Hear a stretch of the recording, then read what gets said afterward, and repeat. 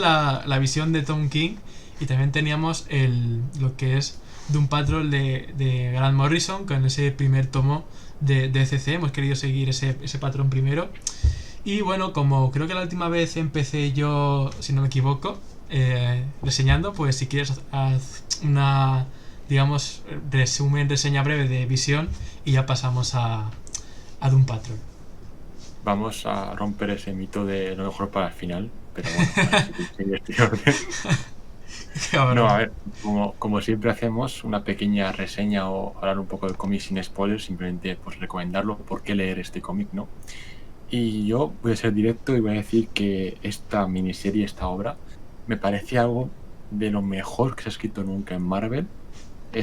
Para mí es una obra maestra. Tiene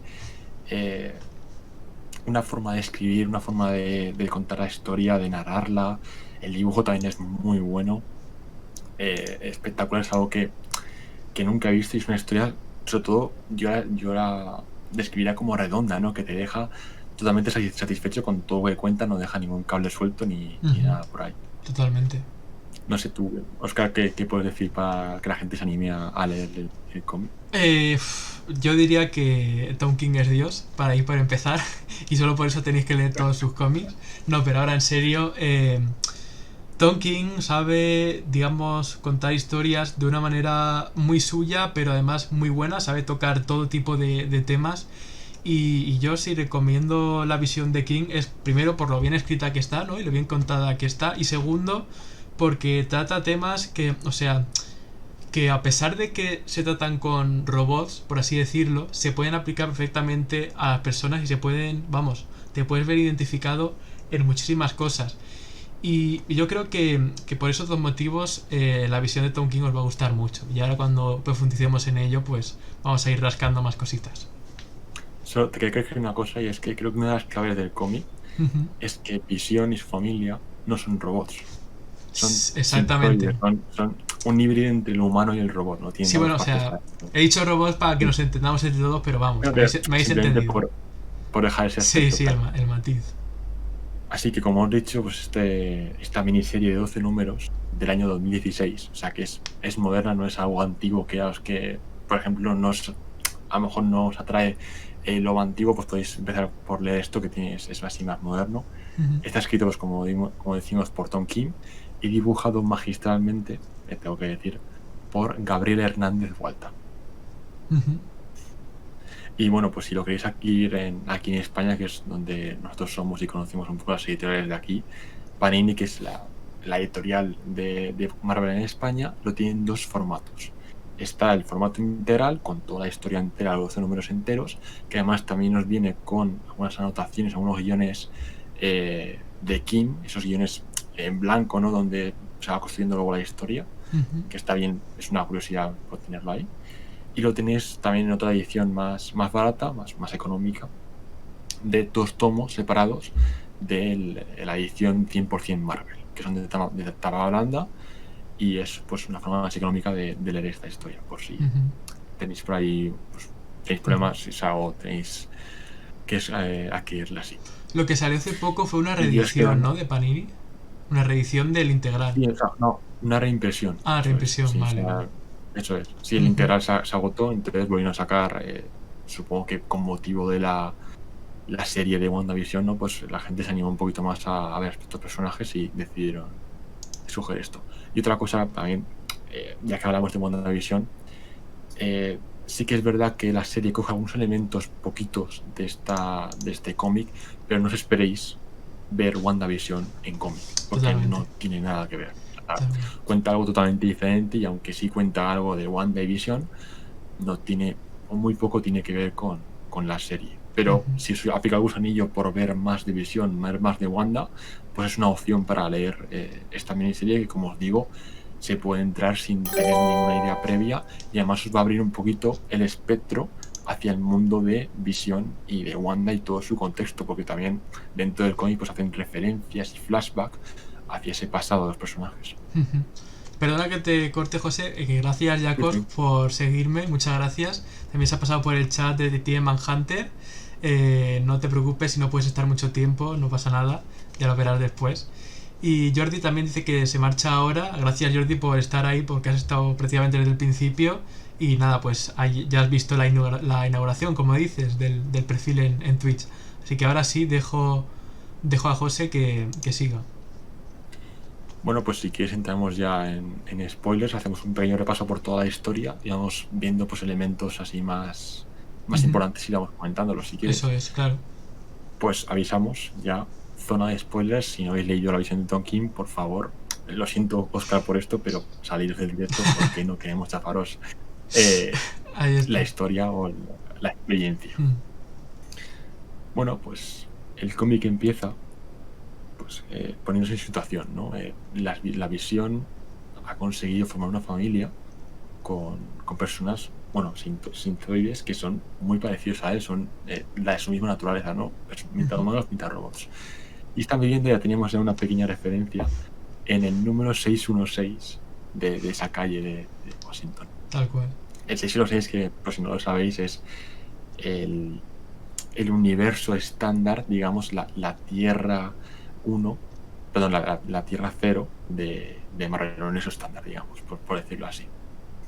Y esta historia empieza con la visita de unos vecinos a la familia Visión, pues simplemente por conocerles. Es pues, el típico perfil de la mujer que quiere conocer a sus vecinos, que aunque sean, digamos, raros o extraños, quiere ir allí a tal. El hombre tiene prejuicios sobre su naturaleza, son robots, son tostadoras, incluso llega a decir en un momento. Ujú. Y incluso pues llegan galletas, ¿no? La típica escena de incluso de sitcom, podríamos decir, de americana, ¿no? Mm. Entonces, pues las visiones se invitan a pasar y entonces tenemos un recorrido por toda la casa de la familia Visión, donde vemos algunos objetos muy extraños, pero que realmente luego son muy importantes para la historia. Tal cual. Tenemos un total de 4 objetos. Un jarrón de Zenla, que Zenla es el planeta original de Norin-Ra, es decir, Estela Plateada, Estela Verde iba a decir, Estela Plateada. Un jarrón que está flotando en el aire debido a una sustancia que resulta tóxica para las plantas. Y pues, el propio cómic lo dice, ¿por qué íbamos a hacer un jarrón que sea tóxico para las plantas? No tiene ningún sentido, pero bueno, ahí está. Luego luego también tenemos un piano de Wakanda que está hecho de vibranium y que no tiene cuerdas para tocarse, simplemente con la vibración del vibranium pues suena la música. Ujú. Luego tenemos un mechero del Capi de cuando el Capi pues, luchó en la Segunda Guerra Mundial, de esa época, del año 45, que aún sigue funcionando a día de hoy. Y que después, más adelante en la historia, veremos que también tiene una parte de vibranium. Ujú. Por eso sigue funcionando. Y por último, y en este caso más importante, tenemos una planta que fue un regalo de Agatha Harkness en el día de la boda de Wanda y Vision. La Pero que mujer del lo guardan momento. ahí, pues, supongo que sí. Lo guardan ahí, pues como un recuerdo, ¿no? De Wanda Maximoff, simplemente. Ujú. Pues entonces los vecinos pasan a la casa, ven los objetos, dando una vuelta por ahí y al final acaban saliendo. Y después de eso tenemos una conversación más bien, entre Vision y su mujer, Virginia, en el que empiezan a hablar primero sobre si los vecinos eran majos o eran amables. Y después esa conversación como que se va derivando hacia el concepto de la humanidad. Hablan incluso de la tiranía, sobre la diferencia entre ser majo y ser amable, sobre parecen majos, parecen amables. Son Ujú. cosas que va dejando Tom King ahí en perlas que tú vas cogiendo, vas diciendo qué interesante, Ujú. pero que después te las va a enganchar con cosas que luego veremos en el final. Tal cual. Y bueno, pues seguimos avanzando en la historia, vemos como los hijos de Visión, Viv y Vin, van al instituto como pues, un chaval normal, pero que allí pues obviamente se sienten un poco discriminados, ¿no? por los demás chavales del instituto.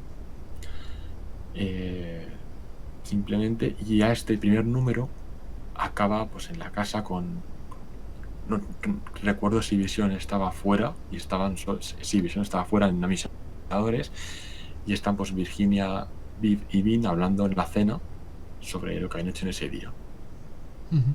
Y Viv en un momento decide pues irse a la cocina a buscar algo, y en ese momento, de repente, de la pared aparece el segador y atraviesa con su cuchilla a Viv en el abdomen, dejándola pues, en el suelo tirada. Tras esto, pues, Virginia va hacia el segador y, sin mediar ningún tipo de palabra, coge la bandeja de las galletas de los vecinos que habían ido ese día y acaba matando a golpes al segador, sin ningún tipo de duda. O sea, lo hace directamente. Y ahí se acaba el primer número. Y yo, la verdad es que después de ver este inicio de historia, que de repente, o sea, parece la típica introducción de vamos a ponerte a los personajes, vamos a decirte dónde están, qué van a hacer, y luego ya vamos avanzando la historia, vamos conociendo lo que va pasando. Pero que de repente en la última página te meten este bombazo, es impactante cuanto menos. Tal cual, tío. O sea, es que es algo que no te esperas, ¿no? Conforme está yendo la historia, eso le gusta mucho hacerlo aquí. Y de repente te llegas al final y ¡pum! Ah, no. Ahora lo Sí, digieres. Ahora a ver si lo eso cuentas. es. Bueno, pues la historia sigue avanzando. Vemos como el segador ha dañado de gravedad a Viv. Tiene incluso visión que llevársela para intentar repararla y ver si puede pues, curarla, ¿no? Realmente, más que repararla, es curarla. Una mezcla entre las dos, porque no dejan de ser una mezcla entre humanos y robots. Y Virginia acaba mintiendo a Visión sobre lo que ha pasado en ese día, sobre el segador, y le acaba diciendo que el segador realmente esa noche huyó de la casa y que Virginia no pudo pararlo porque quería ver cómo estaban sus hijos. Ujú. Pues realmente Vin, el hijo de Visión y Virginia, acaba muy afectado por este suceso, e incluso llega a quedar como incluso traumatizado, ¿no? Repitiendo una misma palabra durante mucho tiempo, hasta que al final pues consiguen calmarlo un poco. Ujú. Y entonces pues Vin al final tiene que ir solo al instituto y excusar a su hermana de por qué ella no va a ir allí, ¿no? A todo esto pues Vin está comiendo, entre comillas, porque él no come, porque no necesita comer para vivir, en el comedor del instituto, y se acerca al compañero de clase de Viv a preguntarle por su hermana y por dónde está, porque tiene que hacer un trabajo con ella y tiene que hablar con ella y tal. A todo esto, pues el compañero pues va de malas formas, con palabras que pueden resultar ofensivas, y Vin, pues entre esa ofensión del compañero, que se encuentra también enfadado, traumatizado por lo que le ha pasado a su hermana, decide agarrar por el cuello y agredir a este compañero. Y aquí hay una frase que yo me pareció muy buena, que es que, bueno, pues, Vin, perdón, es que claro, diferenciar a Viv y Vin solo con decir las palabras Ya, es es complicado. difícil. Vin comenta que él antes, con su hermana, se pasaban las horas de comida en la biblioteca revisando libros sobre la anatomía humana, y ya que han descubierto que había un nervio que, si lo presionabas en el cuello, el corazón dejaba de irrigar de sangre el cerebro, Ujú. y la persona moría directamente. Entonces, la frase que dice Vin es: no somos tan diferentes, a ambos se nos puede apagar con un solo botón. Pedazo de frase, tío. Sí, sí. Y finalmente ese número acaba con, o sea, con Virginia yendo a su buzón y descubriendo pues, un paquete en el que había un móvil con la grabación de Virginia enterrando el cadáver del segador. Ya Eso, hay ves. otro cliffhanger para que sigas Ujú. leyendo el siguiente número. Y ya no sé si en el tercer número, es que ahora mismo no recuerdo en qué número, pero bueno, seguimos hablando sin números. Ujú. Ya nos empiezan a contar un poco una historia paralela en el que Agatha Harkness, que hasta ese momento pues no había aparecido en la historia, pero aparece ahí como si fuera un flashback, ¿no? Parece, porque es un color diferente de dibujo, tiene otra textura, en el que Agatha está pues, viendo la planta de la que hablábamos antes, la planta que regaló a Wanda y a Vision, y está con un gato y pues, de repente y habla un poco sobre, hace una especie de monólogo sobre lo que significa la vida, la planta y demás. Vemos como el gato acaba comiéndose una hoja, perdón, un pétalo, más bien, de la flor de esa planta. Ujú. Y la historia, pues, acaba ya el flashback, seguimos con la historia normal. Vision acaba reparando a Vip gracias a la ayuda de Tony Stark, consiguen transmitir una corriente eléctrica a raíz de, o sea, por Visión hasta Vip para reiniciarla y curarla. Y es un poco lo que pasa en todo ese número. Y al final el número acaba con la revelación de que Agatha en ese flashback acaba matando a su gato para comerse de nuevo la flor. O sea, la flor que te permite, es un poco locura, pero Sí. bueno, ahí lo explican muy bien. Ujú. Necesita ser comida una vez por hambre y otra vez tras una matanza. Entonces, el gato, perdón, se come la flor por hambre y Agatha, tras matar al gato, vuelve a comerse la flor y vuelve a ver el futuro y consigue ver el futuro. Ujú. Sí, ve que te noto raspadillo. Perdón. Y bueno, empieza a contar un poco lo que ve, ¿no? Entonces, lo primero que ve es a Visión mudándose a la casa en la que están actualmente. Entonces la historia pues sigue, vemos cómo van viviendo los cuatro en su casa, pues están jugando Bean al fútbol americano con esa pelota que tiene el escudo de instituto. Y en ese momento pues vemos a Virginia observando a su familia, pasándoselo bien, ¿no? Disfrutando del día. Y vemos como el teléfono, en el cual tenía la grabación de ella enterrando al sesgador, suena. Virginia lo coge y dice que lleva sonando durante varios días. Ujú. Y simplemente pues vemos como que tiene una conversación por teléfono, pero no sabemos con quién ni qué le dice. Finalmente Viv y Bean, pues vemos otra escena en la que vuelven al instituto y Viv tiene una conversación que creo que es una también de las claves con este compañero que antes había tenido el percance con Bean. Ujú. Y ahí pues un poco como es una especie de conversación, digamos, lo de ligoteo, no ligoteo, porque no es ligoteo, sino un poco la conversación, un poco de dos personas como que se gustan, pero no saben decir, no están por ahí tal y Sí, cual. sí. Y en ese momento, el narrador omnisciente que tenemos en la historia comenta que Vip repetirá esa conversación en su cabeza durante los próximos días, durante mucho tiempo. Finalmente, ese número acaba con pues, Vision está de misión con los Vengadores, derrotando a un villano. No recuerdo mismo el nombre del villano, si tú lo tienes por ahí. Pero bueno, tampoco es importante para la Sí, historia. no.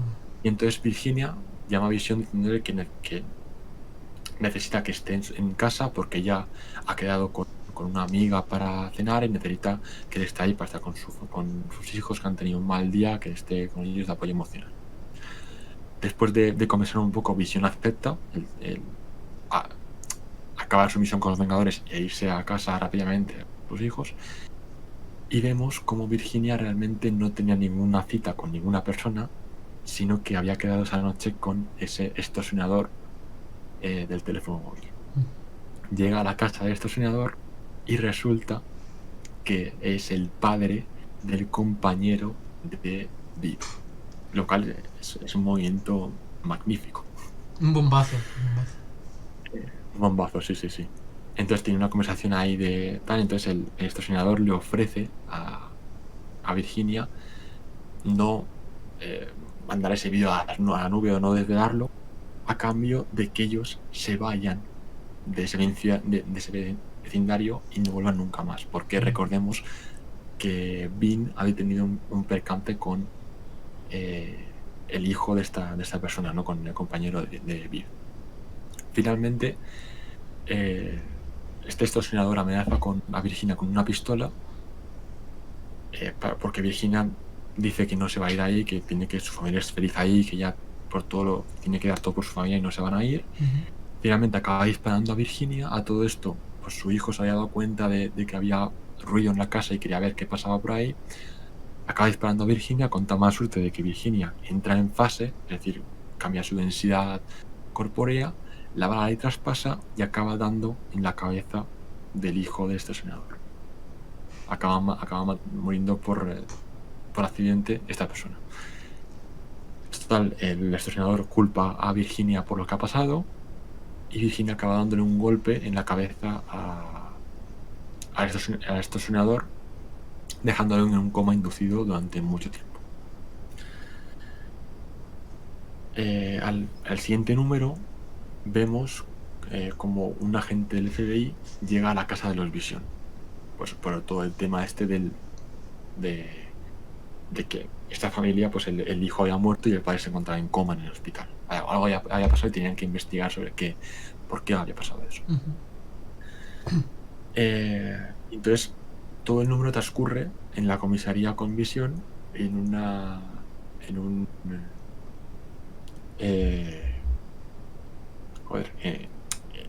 un interrogatorio que le hace este agente a Vision. Es muy bueno a mí este momento porque vemos la frialdad, ¿no? de parte del robot de Vision cuando le dice eso de ¿alguien puede confirmar lo que tú dices? Lo confirmo yo te estoy diciendo porque yo lo he visto, ¿sabes? Esa parte más fría.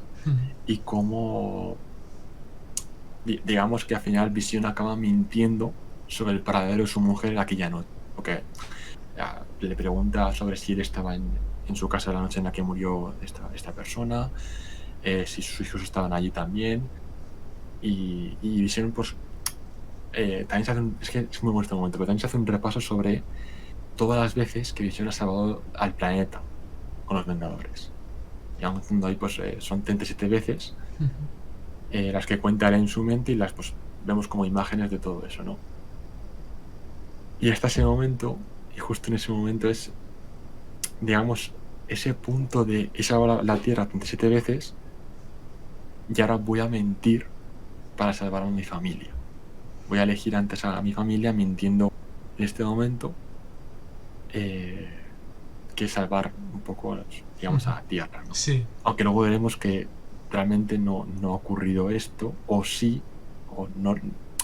Luego hablamos del final porque creo que hay teorías sobre qué ha pasado, qué no ha pasado y demás. Y entonces llegamos, yo creo que al mejor número para mí de toda la miniserie, que es el número 6. El número 6 empieza con un speech del narrador hablando sobre los problemas que se pueden resolver, que tienen solución, y los que no. Los que habla sobre todo de un algoritmo, ¿no? un ordenador que es capaz de sacarte una solución al problema, o los que no tienen solución, que lo que hace el ordenador es comparar todas las soluciones posibles, infinitas soluciones, hasta encontrar la que soluciona el problema. Eso es. Y a todo esto, mientras leemos este speech sobre que son problemas con solución y sin solución, vemos como el perro de un vecino pues sale de la casa del vecino, atraviesa el jardín y llega hasta la parte de atrás de la casa de los Vision. Y allí empieza a desenterrar el cadáver del sesgador. A todo esto, pues el vecino ve que su perro se ha escapado, entonces ve unos surcos por la casa de los Vision y decide ir allí a preguntar sobre dónde está el perro y tal. Bueno, perdón, joder, se me olvidó lo mejor del número.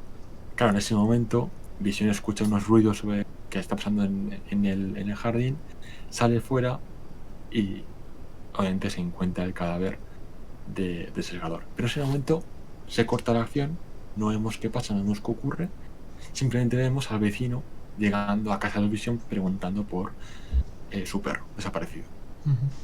A todo esto, Virginia le abre la puerta. Y ese momento, cuando el vecino entra dentro de casa y vemos todo la casa patas arriba, todo destrozado. Virginia en un lado llorando. Viv tomándose una lata de aceite. Y el vecino paseándose por la casa. Y se acaba yendo porque no mata al perro. Y luego vemos a Visión con una sierra manchado de sangre, que lo que ha hecho ha sido diseccionar el cerebro del perro. Ya ves.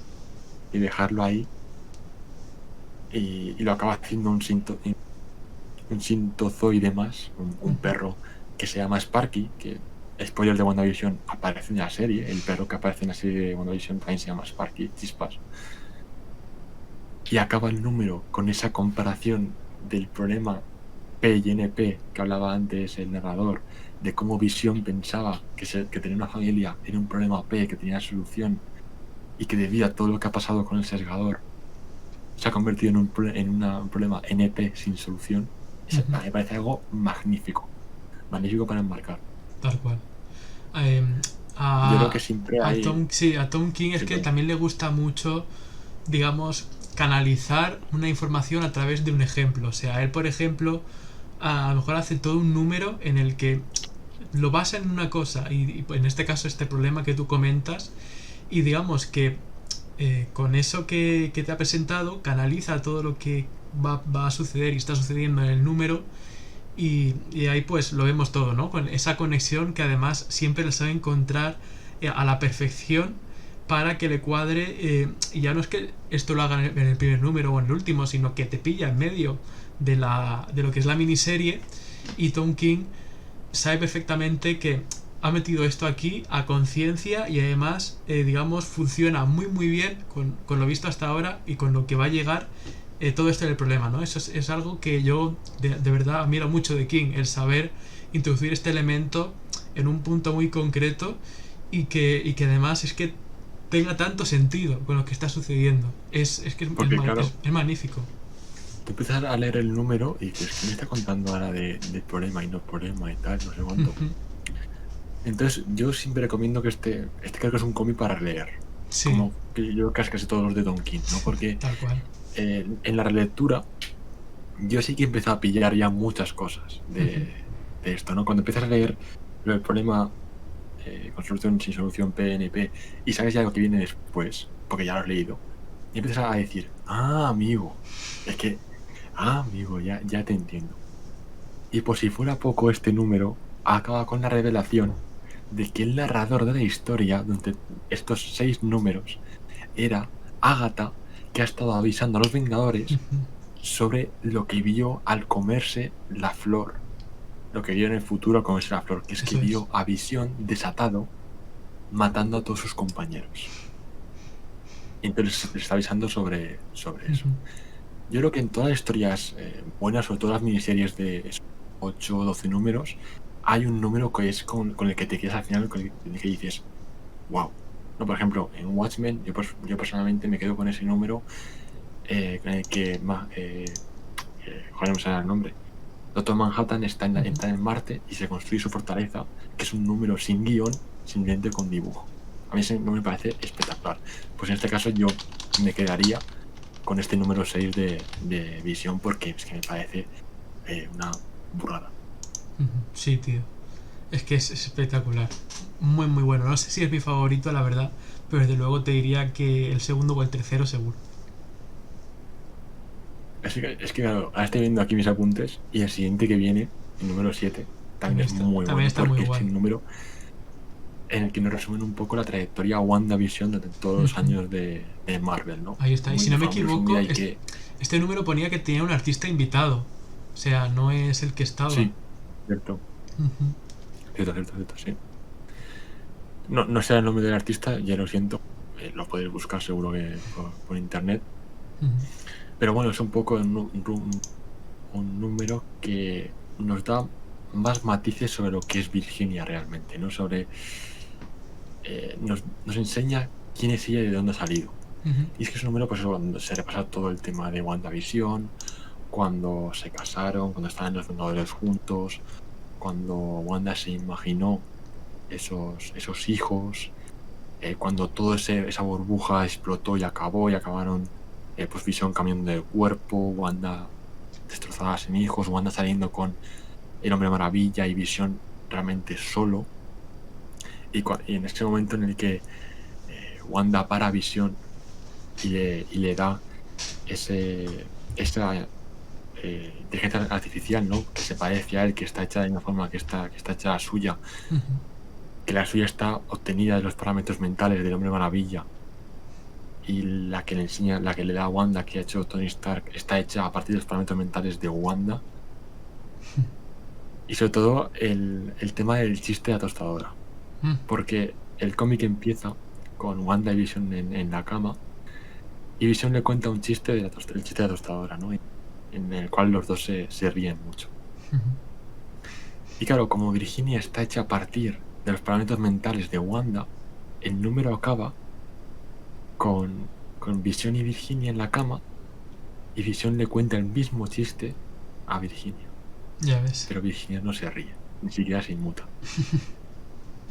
Verdad, verdad. Qué bueno, tío. Es que luego este hecho de que Virginia esté hecha a partir de los fragmentos mentales de Wanda también tendrá que ver con el final, con el tema de la planta, que luego hablaremos. Porque es que está todo tan bien hilado, tan bien pensado.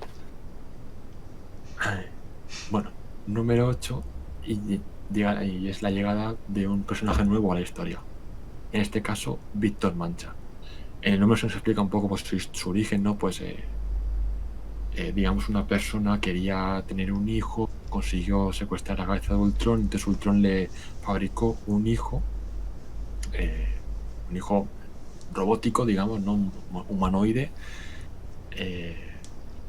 y entonces lo hizo, o sea, Víctor Mancha pues, se desarrolló un poco, empezó a crecer, se hizo Menudos Vengadores, y Vision le había inculcado en su mente unos parámetros a seguir, una forma de actuar, en la cual una vez fuera amigo de los Vengadores, los traicionaría y acabaría con ellos desde dentro.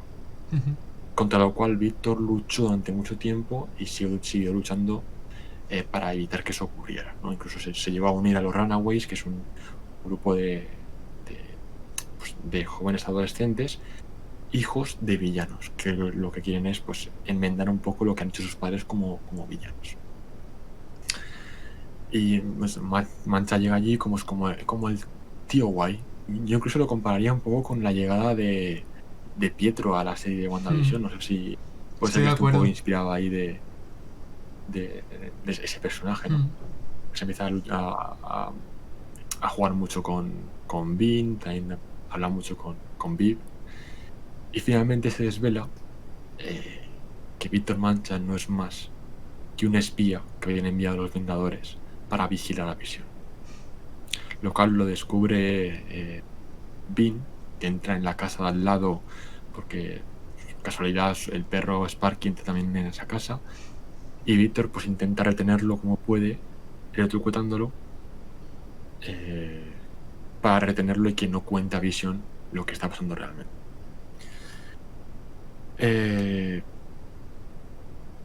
Y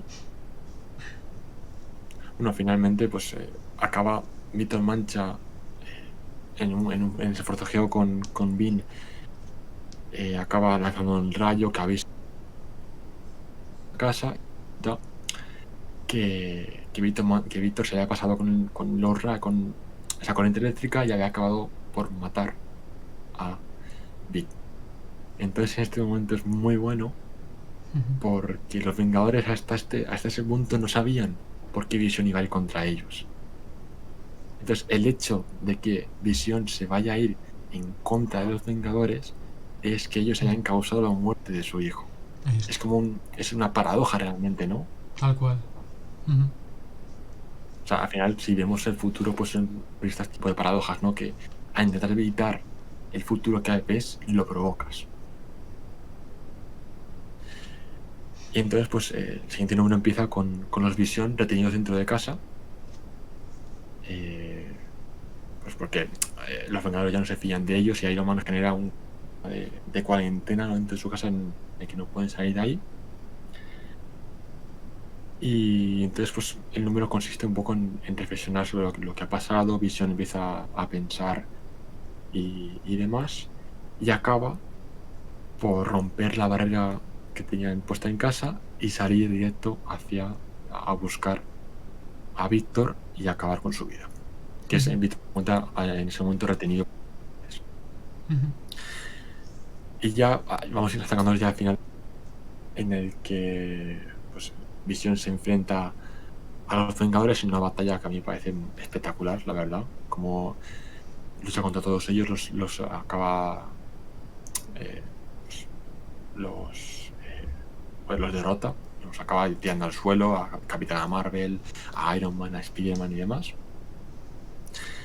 Y paralelamente, mientras ocurre eso, vemos a Virginia en casa, que está con Viv, y le cuenta que fue ella la que, bueno, le cuenta todo el tema del extorsionador y tal, y que fue ella la causante de que ese compañero, que recordemos, que a Viv le gustaba mucho ese compañero, ujú. que Virginia fue la causante de la muerte de este compañero. Y Viv pues también se vuelve un poco loca, acaba por destrozar la mesa también. Y después vemos como Sparky, el perro, se come una de las flores de la planta que tienen ahí de Wanda. Entonces, tras lo que ocurre con Viv, Virginia se cabrea y acaba por literalmente reventar contra la pared a Sparky y realmente destrozarlo y matarlo. Y entonces acaba comiéndose, como hizo Agatha con su gato en el flashback anterior, la flor y acaba por ver el futuro. Entonces, claro, en ese momento, eh, yo lo que pensé, no sé tú lo que pensaste, Oscar, es que ya había visto el futuro de Visión yendo a matar a Víctor. Sí. Entonces, lo que quería ella era, pues, adelantarse a él y acabar matando a ella y demás. Entonces, por eso sabía dónde estaba Víctor y por eso pues, se pudo adelantar a él, porque el número acaba con Virginia llegando antes que Vision a la prisión de Víctor y acaba matándolo ella en vez de Vision. Ujú. Y además también, pues, también aparecen por ahí Wanda y Agatha que hablan con Vision e intentan convencerle de que no acabe con la vida de Víctor. Y ya el final. eh,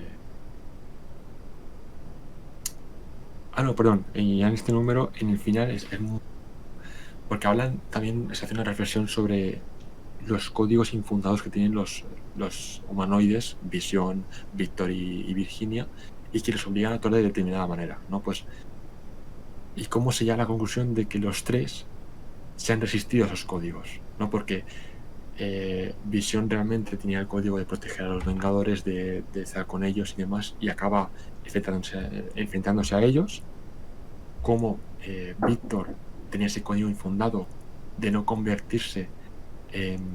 ¡Ay! ¿Cómo se llama? ¿Cómo lo llamaba? Es que- En ese traidor. No, sí, pero el nombre no recuerdo no, cómo. ¡Ay! Que no sé un nombre. no me Sí, acuerdo. bueno, le pone un nombre a esa Sí, traición. exactamente. Y entonces, al morir, evita que se produzca ese código, por lo tanto, también va en contra de ese código infundado. Y como Virginia, pues acaba matando a Víctor, y por tanto, también va en contra de ese código que le ha infundado Visión de ser, pues, su mujer y estar en familia Ahí está. tranquilamente feliz. Ujú.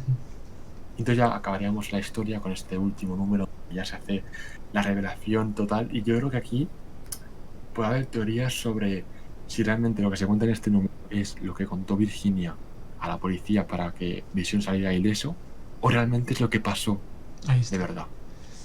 Pues que te No vas sé a qué piensas tú, pensarlo y Paola. puede ser cualquiera de las dos. Yo mm, tendo más a lo primero que has dicho, la verdad. O sea, me cuadra más. Pero es que, claro, aunque me cuadre, también la segunda está ahí. Es que, no sé. Además está hecho precisamente para dejarte un poco ahí pensando que habrá sido de las dos. Y aunque te decidas más por una, a lo mejor puede ser perfectamente la otra, vaya. No sé, no sé qué piensas Eso tú. es. Por cierto, yo, bueno, luego comento lo que quería decir, pero ahora acabamos. Yo, claro, me tira a pensar, la verdad, claro, conociendo a Visión y teniendo como el héroe, ¿no? Del universo Marvel, Ujú. y conociendo a Virginia, pues en esta historia, porque es la primera aparición de este personaje y nunca apareció, me tira más pensar que Virginia es la mala de la historia, no la villana, todo Mm. esto. Y claramente ha sido ella la que ha jugado con Visión y S- le ha cambiado los códigos, porque, tío, es que el momento en el que dice que le cambió los códigos para que volviera a su configuración original, la que le dio Ultron, de ir contra los Vengadores, a mí me parece un momento magistral. Sí, Entonces, eso se ha inventado, es que no me cuadra. Entonces yo quiero creer que eso es de verdad, sí. ¿sabes? Es normal, claro. Que realmente ocurrió así. Mm. Sí, sí. O sea, que podría justificarlo con el tema del hijo, yo creo que es justificación suficiente, ¿no? Que acaben con la vida de Claro. su hijo como para que vaya a por ellos. Que realmente no se enfrenta a ellos, simplemente es un impedimento para matar a Víctor, Ujú. realmente. O Ahí sea, está. es que, claro, Es la complejidad del caso, pero vamos, es que incluso puede ser una fusión de las dos al final. Porque una cosa por aquí y lo otro por allá, ¿sabes? Y dos cosas así que te pueden afectar tantísimo, juntas las dos y bueno, los resultados son los que son. y se me iba a comentar antes una cosa muy buena, Ujú. eh, y es el tema de Víctor y cómo cuentan su historia con el Vibranium, Mi perdón. verano. Cómo para él es como una especie de droga, incluso, ¿no? Ese Vibranium. Sí. Y cómo al encontrarse con el piano de Vibranium que tienen en casa de Wakanda, se vuelve absolutamente loco, porque hay unas viñetas en las que empieza a tocar el piano con Virginia, y eso es muy, muy bueno. Ahí está. Y finalmente, pues Virginia acaba bebiendo o tomándose parte del jarrón de Zelda que tenían ahí en el salón, y acaba de, pues, realmente es la villana de la historia, pero Ujú. acaba haciendo algo bueno, que es evitar el futuro que ya había visto con la flor, que era el mismo que había visto a Agatha, que era Visión totalmente desquiciado matando a los Vengadores. Al Ujú. acabar ella con la vida de Víctor, ha evitado que Visión sea ¿no? ese villano, digamos. Ahí está. Pero decide acabar con su vida, pues tomando ese jarrón de Zelda que acaba corriendo por dentro en unas viñetas que son totalmente desoladoras, moviendo en el hombro de Visión, y Visión sin poder hacer nada, solo ya decir cambia de fase para que el líquido te traspase, y Virginia no quiere acabar con su vida en ese momento. Ujú. Incluso le llega a decir que aunque Visión salvó el mundo 37 veces, ella lo ha salvado una vez, Mm. y que fue algo realmente majo. Ujú. Y entonces Vision le dice, no, yo creo que más bien fue amable. Sí, ahí Es que está. es, que es, mu- es muy Recuperando, bueno. sí. Eso es Es lo muy que he bueno. dicho antes, que King es un maestro en eso y admiro, o sea, porque lo hace tanto en series limitadas, igual que hemos visto en su etapa de Batman, también es sorprendente cómo en una etapa de 85 números, pues llega a recuperar cosas de los primeros, vaya, al final, y bueno, y constantemente. Y que todo esté tan bien encajado dentro de ese gran plan. Es, es, Eso es. es maravilloso. Pero, claro, al final te deja con esa sensación. ¿Lo que ha hecho Virginia es verdad? ¿Es lo que ha hecho ella? ¿O es lo que le ha contado la policía? Ya, Pero no contento con eso. No contento con eso. La historia acaba con un cliffhanger ahí que yo realmente no entiendo qué necesidad había de meter eso ahí. ya. Sinceramente, yo si tuviera que poner una pega a la historia sería eso. No ¿Mm? entiendo por qué meterlo eso ahí, pero bueno, al final, pues Vision acaba viviendo en su casa con su hija Viv, simplemente si ya con Vin y Virginia muertos. Y bueno, también vemos unas viñetas en las que Wanda le regala de nuevo a Sparky a, Ujú. a Viv, y le habla un poco sobre su padre y demás, cómo vivió con Ahí él está. la vida. Muy bonito. Y acaba con esa relación que hablaba antes, de Visión, que tiene un maletín en el que parece haber lo que parece ser un robot a medio construir. Ya, tío. No Y sé si será Virginia o qué será. ahí es cuando ya te estalla la cabeza. Es que claro, está súper intencionado. O sea, dice que no lo entiendes tal, pero es que yo sé que Tom King es muy cabrón y hacer cosas así le encanta. Y yo creo que seguramente sería Virginia, ¿sabes? En plan, por lo que está sucediendo tal y como para lo importante que es para él, ¿no? A pesar de riñas y tal, yo creo que ese cuerpo que él mismo está, digamos, construyendo o desarrollando, yo creo que sería uno nuevo para Virginia. Y luego ya pues a partir de ahí intentar rehacer la vida, ¿no? Con lo que queda de la familia, por así decirlo. Claro, al final, a mí me extraña, tío, porque Tom King, después de dejar eso ahí, no siguió escribiendo, no siguió la idea. Entonces, claro, no sé si su intención fue dejar eso ahí para que les permitieran seguir escribiendo después Mm, más cositas. Y entonces eso no lo tomaron o simplemente pues es su final. Un final en suspense, ¿no? De ya te imaginas tú lo que es esto, lo que pasa. Puede mm. ser cualquiera de las opciones. Sí, totalmente. Puede serlo. Pues, oye, Bueno, pues sí, sí, sí, no, dale. no, simplemente ya para acabar la reseña amplia de este cómic, quiero decir que me parece una maravilla. Cómo está escrito, cómo está narrado, esas metáforas narrativas que hace King son magníficas. Y sobre todo también el estilo narrativo del dibujo, porque no es fácil en un cómic que se lee también a página guardarse cliffhangers tan bestias como estos, porque tienes también que contar páginas para ver esas revelaciones, ¿no? Sí. Y introducir esas viñetas. Y Ujú. como también juega mucho con esos impactos visuales, pues es complicado hacer un cómic de otro, tantos giros de guión, Sí, tantos cambios, la verdad. sin duda. Es que es difícil ser dibujante para Tom King. Es muy difícil, desde luego. Sí, sí, Pero, sí, sí, sí. pero bueno, vamos, que es que él es genial. Y joder, que, o sea, eso también lo sabe hacer muy bien. Y fíjate que yo creo que es incluso más difícil en Strange Adventures, que bueno, que aún está en marcha, cuenta con dos dibujantes, que digamos, uno con su estilo cuenta una cosa y el otro con tal otra. Y yo creo que incluso, es incluso más difícil, porque es como que te tienes que guardar unas cosas para un dibujante, otras para otro.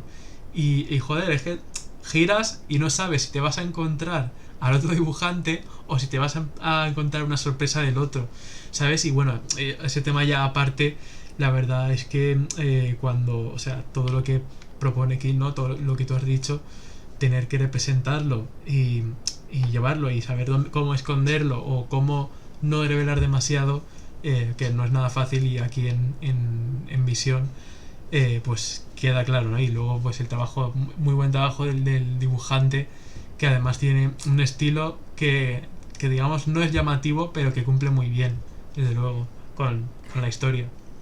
No estás de acuerdo conmigo, pero creo que se nota, tío, cuando un cómic está dibujado y guionizado por dos personas que trabajan muy bien en equipo, que se entienden muy bien y que están incluso en una simbiosis narrativa, Ujú.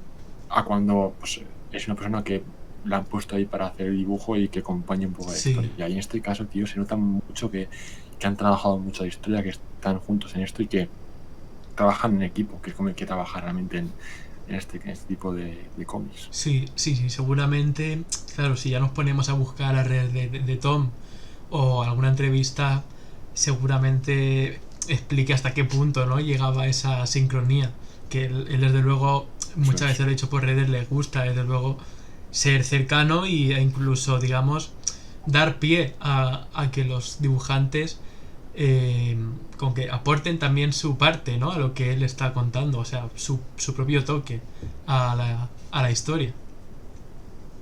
Eso es, eso es. Ahí está. Pues una obra maestra del universo de Marvel, para mí.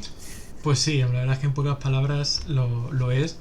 Y, y bueno, que vamos, lo has hecho súper completo, tío. Has recogido absolutamente todo. No te has dejado nada. Y bueno, pues mis comentarios al respecto de esta obra es que, aparte de lo que ya hemos ido comentando, por ir así muy rápidamente, el tema de las conexiones, lo hemos dicho antes. Y de King decíamos acerca de su manera de construir la narración, pero también decir al respecto de eso que es un hombre muy culto. O sea, en todas sus series, para no contar en otras, vamos a centrarnos en esta. Él siempre hace algún aporte de cultura, quiero decir, en el libro no sé qué tal, o luego vemos Shakespeare, una obra de Shakespeare, que en el número 5 es muy importante, ¿no? Con el tema del hijo y, y la representación, la familia, cómo reacciona y tal.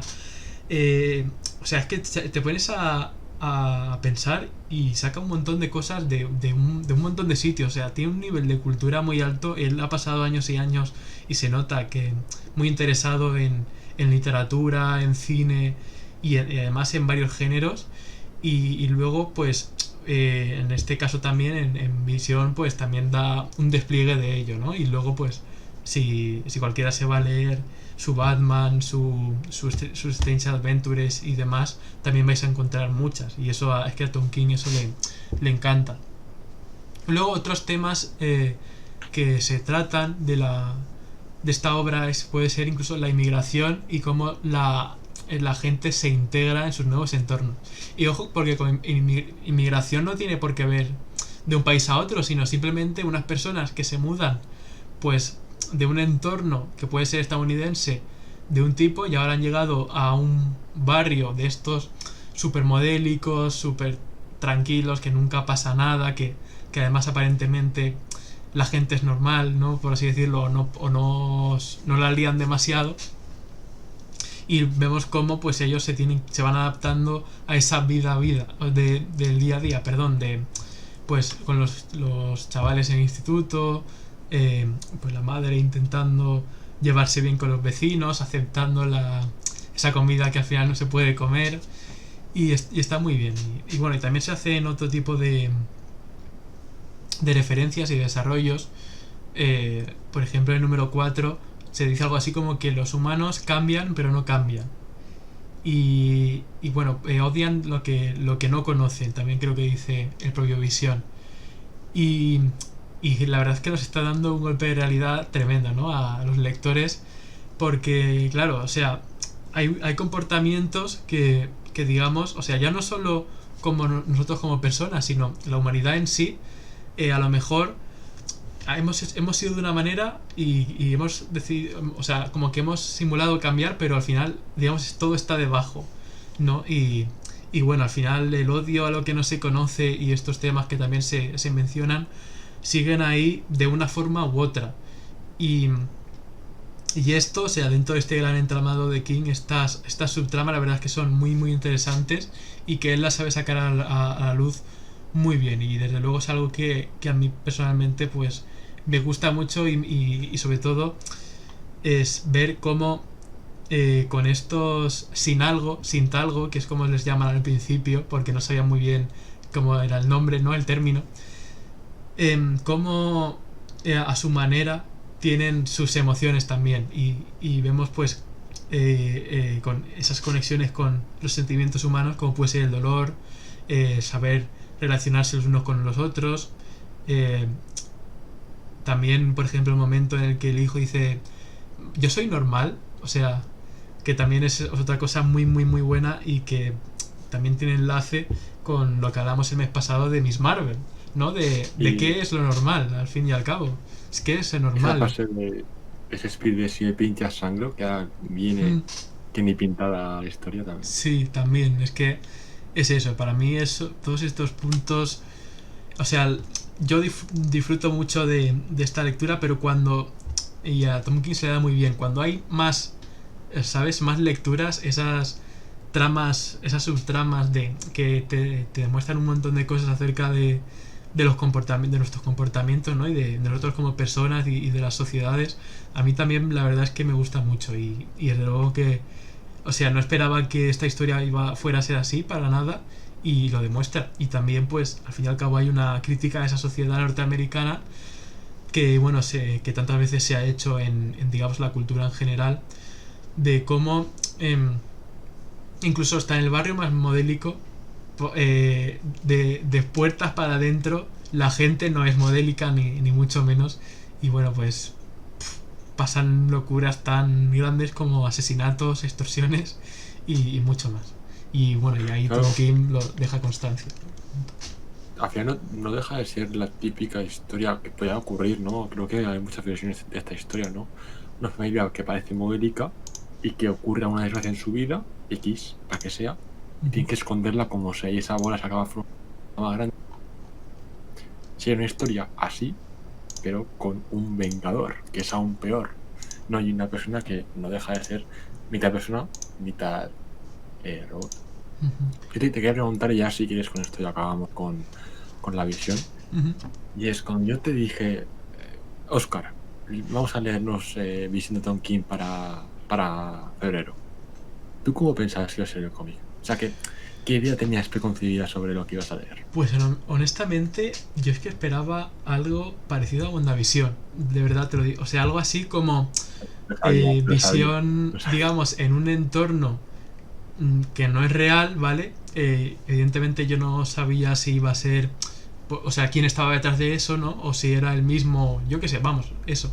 Pero esperaba, digamos, una falsa realidad en la que pues Visión y su familia irían encontrando fallos, ¿no? Y pues bueno, al final se resolvería de alguna manera, ¿no? Que se darían cuenta que no estaba en la realidad tal cual. Y la verdad es que cuando ponerme a leerlo, ¿no? Y descubrir pues que era, sí que era la realidad y por dónde iban los tiros del cómic, la verdad es que me sorprendió y honestamente me gusta más este planteamiento que, que si hubiera sido el de WandaVision. La verdad, porque me ha sorprendido mucho más. Porque al fin y al cabo, cuando hay una realidad falsa, dices, vale, al final vas a salir de ahí, tal, lo que sea. Pero es que con lo que te estaba, con todo lo que estaba pasando en cada número, es que dices, es que no sé qué cosa inesperada va a suceder ahora. Y es, o sea, es incluso más gratificante, porque dices, que está pasando de verdad, no es una ilusión. Eso es.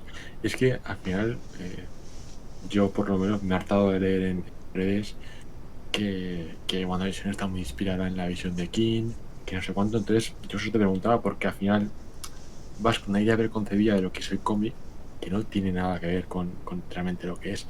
Que por supuesto que hay elementos que yo creo que están en la serie de este cómic. Hablábamos pues de Sparky, por ejemplo, de Pietro con ese papel de Víctor Mancha, el aura ese de misterio de estar en un vecindario normal de americano, ¿no? Digamos, de sitcom incluso. Tiene también partes de sitcom este cómic, Sí, pero nada más lejos de la realidad y no tiene más allá que ver con la serie. Por eso, ahí está, tal cual. simplemente. Y simplemente, o sea, hay que darse cuenta que, o sea, yo me di cuenta hace tiempo y es que Marvel Studios, digamos, no adapta cómics tal cual. O sea, como coge cosas y mete, incluso mezcla cómics a veces, pero, pero vamos, que no hay una trama que cojan tal cual y digan, es esto, ¿no? O sea, ni siquiera, por ejemplo, Infinity War, que evidentemente es quizá, o sea, ni siquiera Infinity War es como la trama de Infinity War del cómic, ni mucho No, menos. no, no. Y Para nada. simplemente Yo se incluso, coge la idea bueno, y otras cositas. incluso te diría que las películas más fieles, entre comillas, no fiel 100% al cómic, sí a Soldado de Invierno, que sí Mm, que tiene cositas añadidas de la franquicia de Marvel Studios, claro. pero realmente la trama en sí se parece mucho a la del cómic. Sí, sí, sí. En las demás historias no tiene nada que ver con el cómic Mutante Infinito, pues, o sea, Infinity War a Infinity War el cómic, no, o sea, no se parecen nada, se parecen más a Guantelete de Infinito. Tal Pero sí, cual. realmente no. Exactamente. Y bueno, pues, que salvo que quiero decir algo más de visión, que creo que no, vamos a pasar a la otra lectura del mes, que era La Patrulla Condenada de Grant Morrison, que es el libro 1 de ECC, que bajo el título de Desde las cenizas. Y bueno, para hacer una breve introducción, en el 89 Grant Morrison llegaba a este grupo y estuvo hasta el 93 al cargo del mismo, junto a los artistas Richard Case y Doug Bywaite. Bueno, una palabra perfecta para definir esta etapa, y ya no solo esa etapa sino el libro, es surrealismo. Es algo que a Grant Morrison le encanta y aquí lo abraza, vamos, pero de una manera como nunca antes la había abrazado.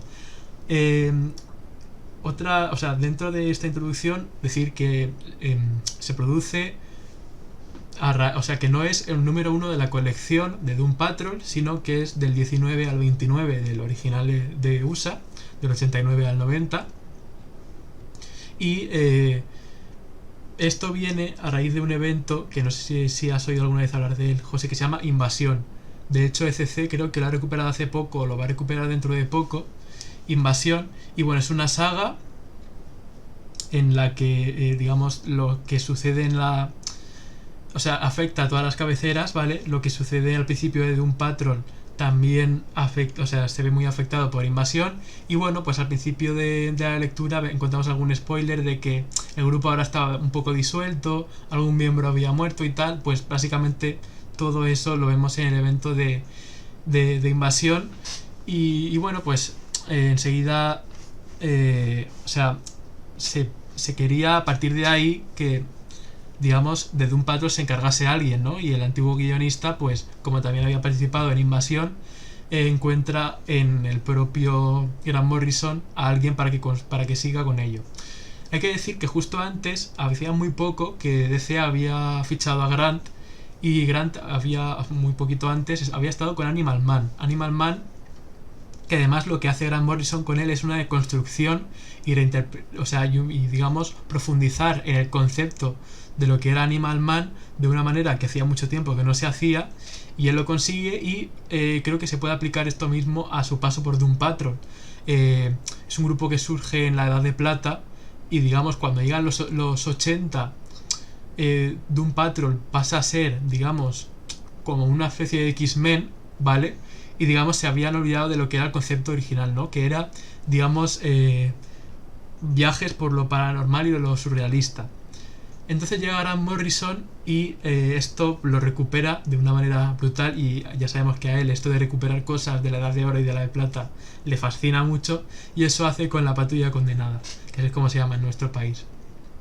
Hay una anécdota, José, que se dice que la editorial convenció de que escribiera a La Patrulla Condenada regalándole en casetes de vídeo la serie televisiva de Los Vengadores, que él era muy fan, la veía en la tele y la quería tener, y DC, para terminar de convencerle, le dijimos, pues va, te regalamos la serie. O sea, fíjate, es que este hombre tiene su tela, pero bueno, al final queda un poco como anécdota, no se sabe 100% si es real o no, se tiene que confirmar, pero vamos, ahí está Hay gente que pide 70 millones más, y hay gente que pide series de Vengadores para hacer cosas.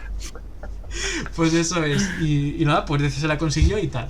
Pues bueno, empezamos con lo que viene a ser el surrealismo, que va a ser lo más importante de esta etapa.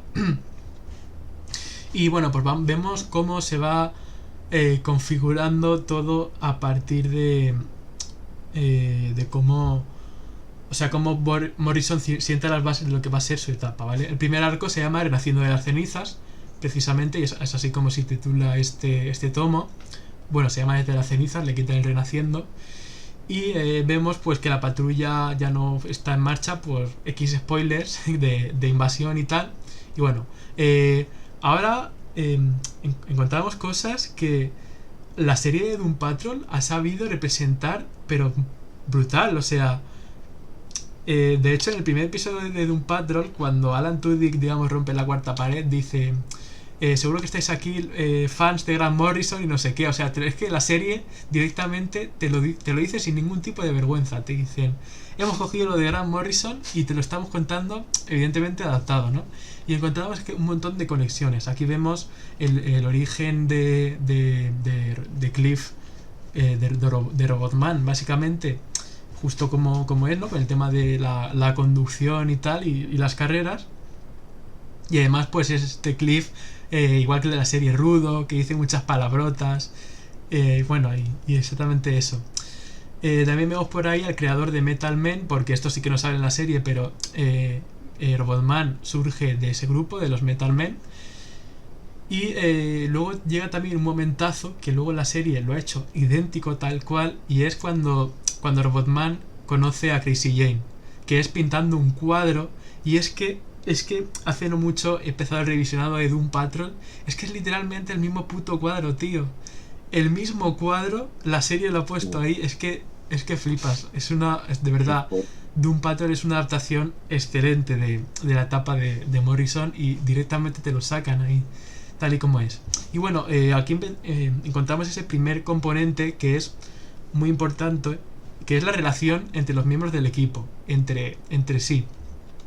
Y aquí vemos como un cabrón como Cliff, digamos, saca su mejor lado con Crazy Jane, que es alguien pues que, por como es, ¿no? Por una persona con 64 personalidades dentro de sí, necesita, digamos, la ayuda de alguien, y pues Robotman va a ser quien le apoye. También vemos a Larry, que bueno, lo vemos en la serie, y hay una cosa que la serie no hace, que porque evidentemente sería más complejo, pero es básicamente que el hombre negativo no son solo una persona, que es Larry Trainor y tal, sino que son dos personas en este caso, y digamos que la personalidad es Revis. Y bueno, pero eso queda ahí un poco de diferencia, pero vamos, que también es interesante, ¿no? Cómo conviven dos personas, e incluso es casi como hacer una alegoría de lo que puede ser pues una persona de género fluido, creo que se llama, ¿no? Que un día se siente más tal o se siente de otra manera. Pues aquí Grant Morrison ya a finales de los 80 y principios de los 90 pues ya lo metía, ¿no? Esta temática muy poco habitual en aquel momento del cómic. Vemos que está en la antigua base, llegan Jane y Robotman, y luego de esa antigua base llegan a la nueva, que está en Rhode Island, y ahí ya se nos presenta lo del libro negro y Orgwith, que va a ser muy importante para este primer arco de ellos, ¿no? De tal. Y los villanos que ya han aparecido un poquito antes, los hombres tijera, que bueno, son seres pues eso, con un diseño rojo, con tijeras, o sea, con los filos de las tijeras, y bueno, que además cuando hablan dicen citas casi teatrales incluso.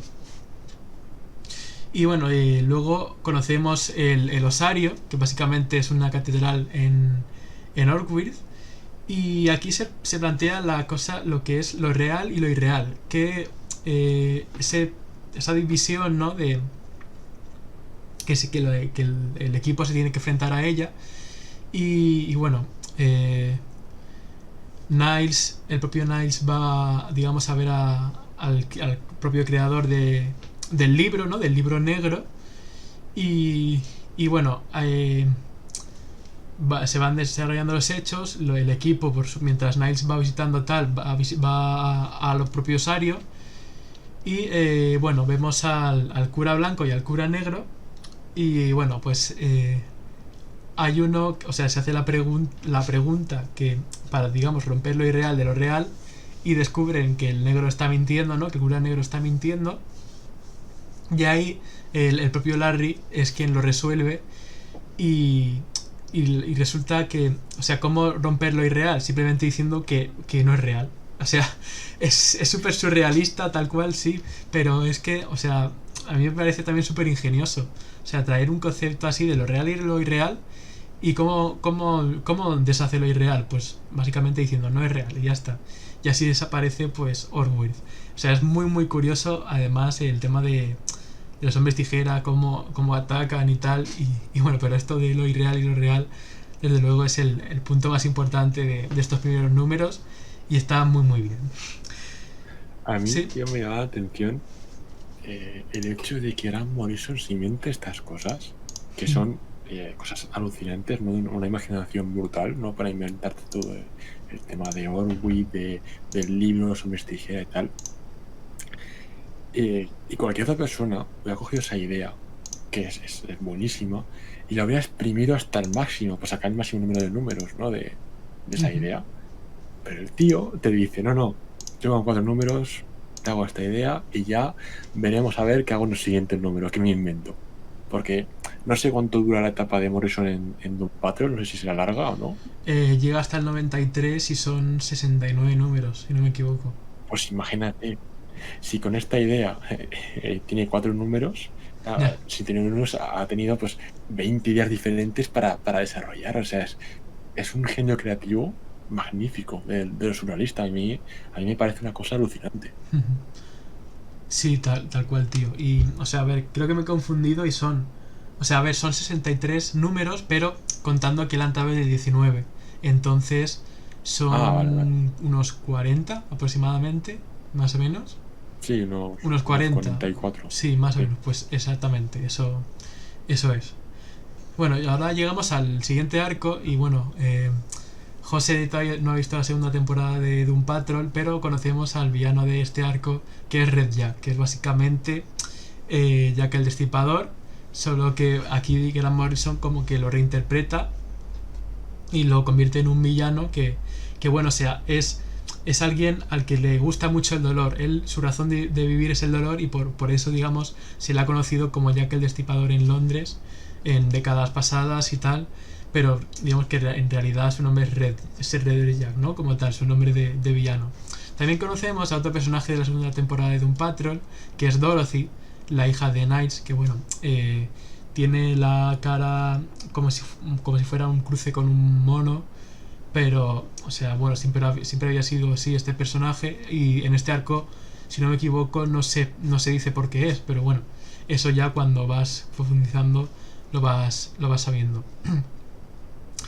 Conocemos que el villano tiene a Rhea, uno de los miembros del equipo que vimos en Invasión, y bueno, pues conocemos que tiene ahí a Rhea y luego vemos el entrenamiento de Robotman y finalmente eh,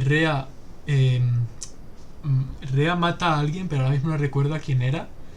No sé si te acuerdas. Creo que... Ah, no, No, Rhea llega... pero está totalmente en coma, ¿no? Sí, pero luego cuando despierta, Rhea, si no me equivoco, es quien acaba con Death Jack. Y se Sí, eso es. desvanece, Eso es. exactamente. En ese momento Red Jack se desvanece. Y bueno, al final el que acabó siendo consumido por el dolor, ¿no? Y dice, que esto es lo que se siente, tal. Ahora Red Jack experimenta el dolor por su parte. Y ahí se desvanece Red Jack. Llegamos a otro número y vemos a Dorothy con sus amigos imaginarios. También es algo que se explorará en la segunda temporada de Doom Patrol. Y bueno, estos pues le atacan, le persiguen. eh, y llega otra alegoría fantástica de Doom Patrol, perdón, de Grant Morrison, muy buena, que también se explora en la serie, alerta de spoiler, que es el tema de los zapatos rojos y la sangre.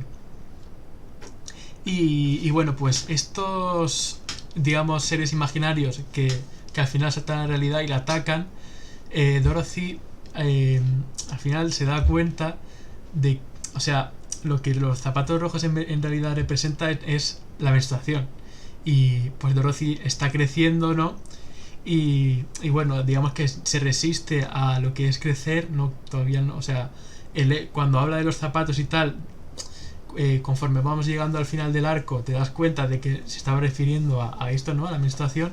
Y al final, estos amigos imaginarios tan monstruosos los termina derrotando cuando realmente afronta que tiene que crecer, que no va a ser una niña para siempre, que va a crecer y bueno, pues como todas las mujeres, con la llegada de la menstruación, llega ese momento en el que ya lo que es la niñez ha quedado atrás. Y no sé, o sea, tío, esto a mí me parece súper bueno como Grant Morrison lo cuenta a su manera, ¿no? O sea, y usando a Dorothy y a la Doom Patrol y a los amigos imaginarios, de cómo, o sea, en este caso lo habla de las mujeres, pero al final también todos, hay un momento en el que tenemos que afrontar lo que es crecer. Y, y, y al final, o sea, digamos que hay que aceptar que crecer por un lado no nos va a gustar porque se rompen esas ilusiones, pero que te llega y lo mejor es aceptarlo y digamos tomar sus ventajas, ¿no? De lo de crecer y, o sea, al fin y al cabo es como todo. Ser un niño tiene lo malo y lo bueno, pero ser adulto pues también tiene su parte mala, pero también al fin y al cabo su parte buena. Y la verdad es que en este pequeño arco, ¿no? Que además no es uno así muy destacado, para mí Grant Morrison hace una excelente jugada, que se suele decir. Y no sé qué piensas tú Totalmente. Sí, es usar ese objeto, ¿no? Como imagen de esa madurez, ¿no? Y tal, es un momento magnífico porque, claro, como juega tanto con lo surrealista, nunca llegas a creerte del todo, o sea, nunca llegas a ver un simbolismo real hasta que lo ves. O sea, me refiero, tú no te esperas que haya simbolismo en los cómics de Grant Morrison, al menos yo, que es lo primero que leo de él, tras leer los 2 primeros arcos no me lo esperaba. Entonces cuando llegas ahí y realmente ves una figura, un símil real, dices, mira, aquí sí que lo has metido. Tal cual. Ahí está, pues justo eso. Y bueno, también decir que aquí ya vemos a lo que es una especie de hermandad del mal, ¿vale? Que se nos ha ido presentando, además, hemos conocido a los miembros. Y bueno, llega un punto en el que ya entramos en lo que son los arcos finales, que van a ser destinados a la hermandad del mal. Vemos a Nowhere Man y... O sea, que en realidad es Mr. Nobody, el villano de la primera temporada de Doom Patrol. Y vemos el origen, que es igual, ¿no? O sea, de hecho el primer episodio de Doom Patrol empieza así, con este hombre en Paraguay que va a visitar a un doctor nazi y lo que quiere es ser poderoso, tal. Y bueno, pues con ese experimento extraño, pues acaba convirtiéndose en ese señor nadie, Mr. Nobody en inglés, que es quien es, ¿no? Y bueno, vemos al equipo en París y bueno, pues deciden renombrarse y pasan a ser la Hermandad de Dada, que es el nombre como se le conoce a este equipo, y bueno, que todavía no se habían puesto ese nombre básicamente hasta ese momento. También vemos cómo llegamos a un título que lo dice todo, que es el cuadro que se comió yo, París, y es básicamente un cuadro que de repente se traga la ciudad de París y que además está en continua expansión, ¿no? Y si la hermandad de Dada da con la clave, por así decirlo, van a conseguir absorber todo el mundo.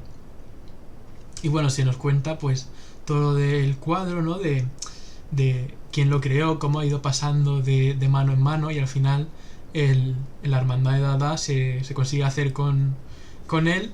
Y bueno, entran al cuadro y el equipo de Doom Patrol pues va tras ellos. Y bueno, vemos ahí en ese momento cómo estaban persiguiendo a la hermandad de Dada con Animal Man y Blue Beetle y Booster Gold. Estaban ahí.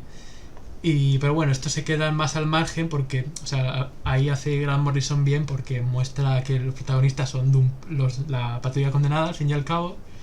Y bueno, pues dividen al equipo, dividen a la patrulla condenada y se enfrentan a ellos. También vemos algo parecido en Doom Patrol en la serie, que el equipo no está exactamente en un cuadro, pero digamos que hay un episodio que está, creo que es un edificio, y cada miembro como que digamos se va enfrentando a uno de los de la hermandad.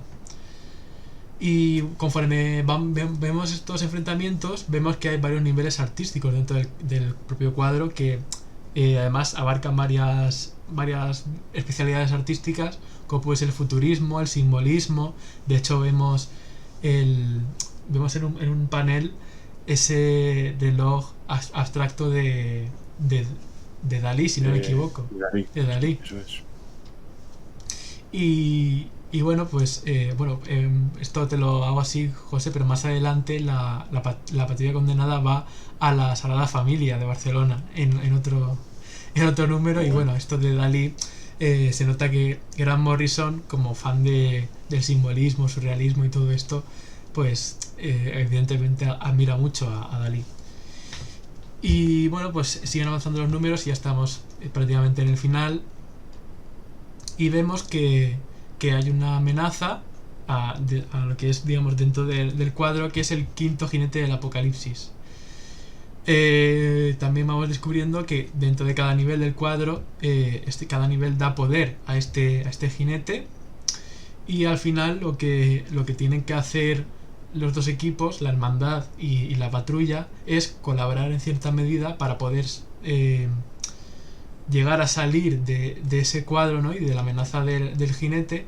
Y bueno, ¿cómo derrotan a ese jinete? Lo reducen al absurdo. es que o sea, una amenaza, o sea, a mí me encanta, tío, porque no es la típica de una pelea, no, es una amenaza tremenda que como llegue y tal, o sea, se jode todo.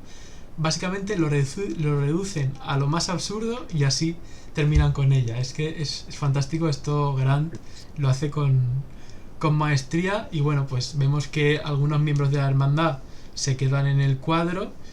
Jane además acaba inconsciente. De hecho, en la portada original Superman lleva a Jane en brazos. Y bueno, el Lloyd, el miembro de la hermandad que sí ha conseguido salir, vemos que es quien guarda el cuadro. Y Lloyd es quien nos ha contado con su mala letra, ¿no? Y sus expresiones más paletas, por así decirlo, pues todo ese número final, todo ese final de este arco. Y pues esto sería en pocas palabras, bueno, resumidamente, este primer número de la patrulla de Grant Morrison. Y ahora, José, pues te doy paso y si quieres hacer tus comentarios al respecto. Sí, yo simplemente decir que no me considero un gran fan del surrealismo, porque no me parece lo que yo leería todos los días. Pero claro, siempre tienes que descubrir y leer algo así, de este tipo, de vez en cuando es muy bueno por eso, porque pues, al final te refrescas un poco la mente, ves cosas diferentes y ves algo así. Como digo, no me ha parecido la mejor lectura del mundo. Eso es, sí, me ha parecido, te lo he dicho, que me gustan más cosas más desarrolladas, que un poquito más de contexto. No es que no sea una solución tan absurda, pero bueno, sin duda son lecturas muy divertidas. Yo me he reído varias veces leyendo los números. Y que es como siempre hago, después de destripar toda la historia, recomiendo leerlo, pero bueno, voy a recomendar leerlo a la gente que esté escuchando, porque realmente merece la pena descubrir a este grupo, si no lo conocéis, y sobre todo a estas historias. Y, o sea, es que es una etapa plagada de, digamos, movimientos artísticos y que Grant Morrison lo hace muy bien. Y simplemente leyendo este primer libro te das cuenta de ello. Es que hasta la hermandad de Dada viene del dadaísmo, ¿no? Es un movimiento que, digamos, su razón de ser es ir contra el resto de movimientos. Y bueno, eso se ve reflejado en lo que viene siendo la hermandad. Y vamos, que es Eso sí que es verdad, que esas comparaciones artísticas me han parecido brillantes. Sí. Y por cierto, tienes que saber que Gracie Jane es de hecho una creación de Morrison. Lo crea aquí en esta Doom Patrol, y que luego así, se ha convertido en un personaje que de hecho es de los que más gusta de la serie de televisión, que está muy bien llevada por Diane Guerrero, la actriz que lo interpreta. Y no sé, también es que en este primer tomo como que vemos relaciones en los personajes, pero no demasiadas, ¿no? Esto en verdad había que seguir la etapa para descubrirlas más, pero bueno, en la serie de televisión sí que se lleva muy bien y se plasma bastante bien, y eso que no es nada fácil, ¿no? Digamos, llevar todo esto. Eso es. Y bueno, luego si quiere, la etapa, pues a los que os esté gustando la serie, sabed que en esta etapa vemos como una especie de Constantine en villano, ¿vale? Algo parecido. Y vemos también el debut de dos personajes de la propia serie, que es Danny Lacalle y Flex Mentalo. Creo que Flex Mentalo no sale en la primera, sino en la segunda. No te suena ese personaje, ¿no? ¿O sí? No. Creo que es de Superman. Pero no es el mismo. Es que Flex Mentalo sí que sale en la segunda temporada de la temporada de la serie, perdón. Y decir que es que, vamos, si os fijáis en los detalles, todo tipo de referencias artísticas, culturales, religiosas, incluso teorías de la conspiración que todo el mundo conocemos.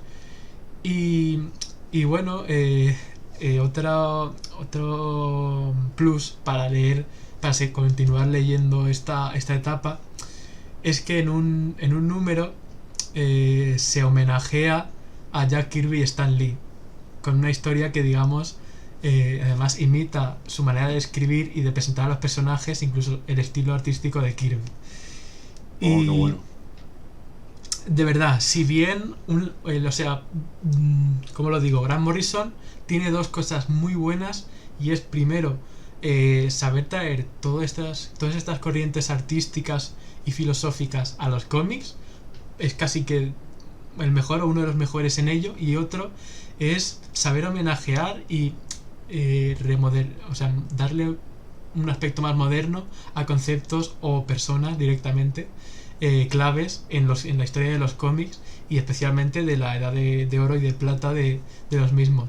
Y joder, en detalles como este homenaje que te acabo de decir, y bueno, y luego pues en su paso, por ejemplo, por la Justice League y otros, te das cuenta de ese amor que derrocha por ello.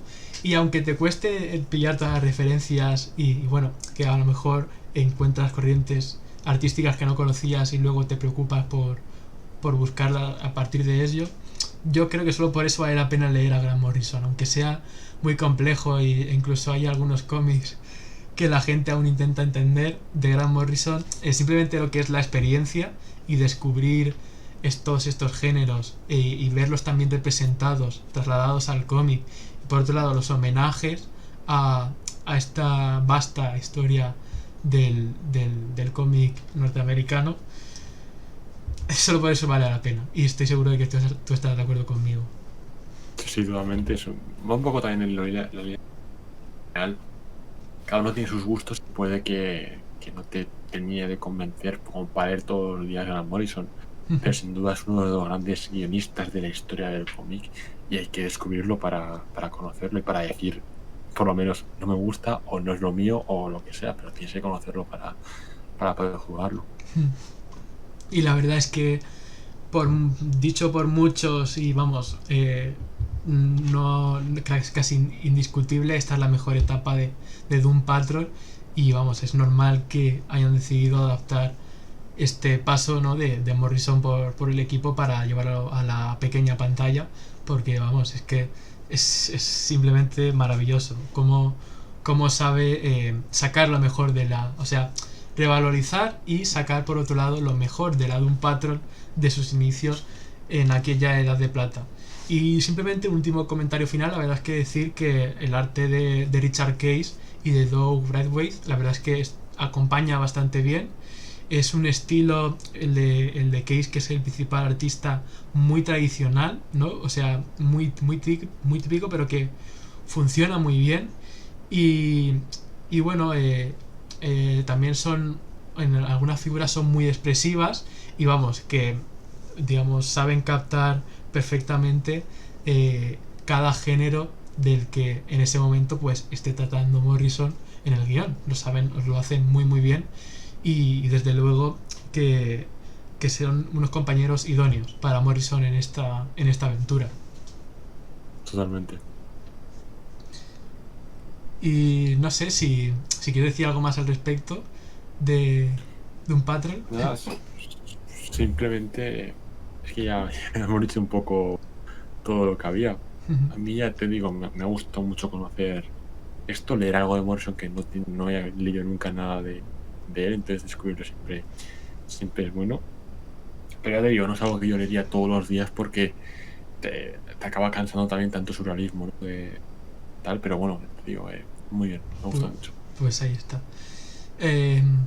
Pues llegando ya a la parte final del directo, vamos a decir las lecturas del mes que viene, que como sabéis el 8 de marzo es el Día de la Mujer, y digamos centrándonos en este hecho, vamos a comentar por un lado las DC Bombshells, este grupo bastante reciente de DC, que principalmente está hecho también por mujeres, que básicamente son dos Marguerites, se llaman Marguerite las dos, Marguerite Bennett al guión y Marguerite Sauvage a lo que es el arte. Luego, evidentemente, el equipo artístico es muy amplio, pero vamos, que vemos muchas mujeres también, como Laura Braga, Vilky Sebeli, Mirka Andolfo, Sandy Jennell y bueno, y varias más, ¿no? También, evidentemente, hay algún hombre involucrado, pero vamos, que principalmente son mujeres. Y la verdad es que esta iniciativa de DC Bombshells, que es básicamente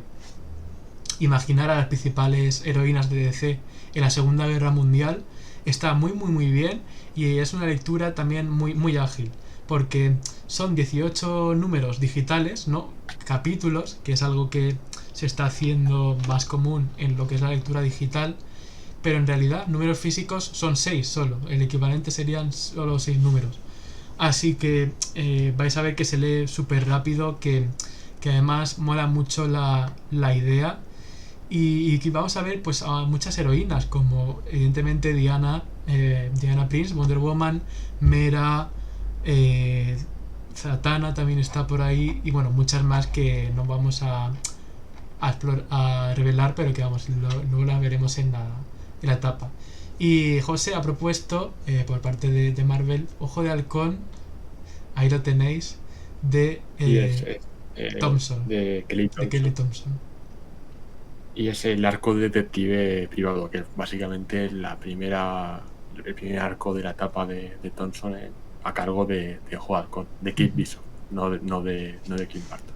Ahí está, pues. Y que bueno, al final el equipo creativo está formado por varias personas, pero bueno, al final, como es el Día de la Mujer, pues hemos querido elegir esta guionista para que estuviera aquí. Y como también, pues dentro de poco se viene la serie de Ojo de Halcón en Disney Plus, pues también pues es una oportunidad para descubrir a Kate Bishop y poder ver quién es. Ahí está. Pues exactamente, ya sabéis. Pronto, igualmente, como siempre, lo anunciaré en mi perfil de Twitter para recordarlo, y bueno, seguiremos ahí a tope.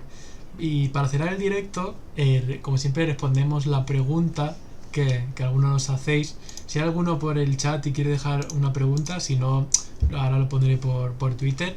Pero Detective Manhunter nos preguntaba el mes pasado ¿qué década es vuestra favorita dentro de los cómics?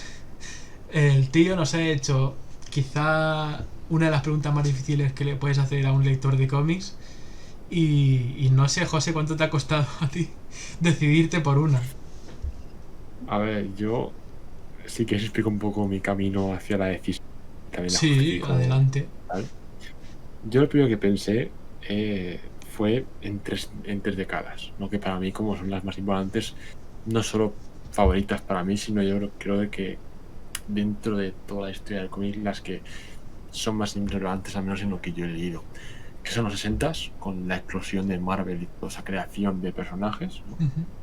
Los 80s, con esa renovación del héroe clásico y esa irrupción de nuevas lecturas que rompían con lo convencional, pues Watchmen, V de Vendetta, etc.